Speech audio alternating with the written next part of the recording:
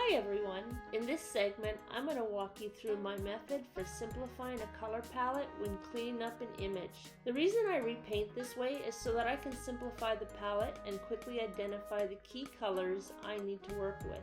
At first glance, this image may look like total chaos, but don't worry. To clean this up, I start by joining those broken staircase lines together.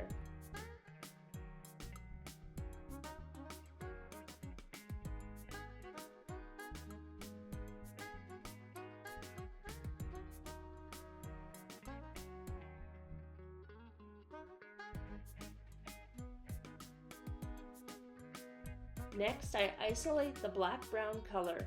To do this, I temporarily flash it. Using lavender lets me easily spot and clean up the areas that need to be black. It's all about isolating the color so I can keep the palette as simple as possible. After that, I just switch the lavender back to the original color and the cleanup is done. Thanks for watching. Stay tuned for more image cleanup tips and tutorials.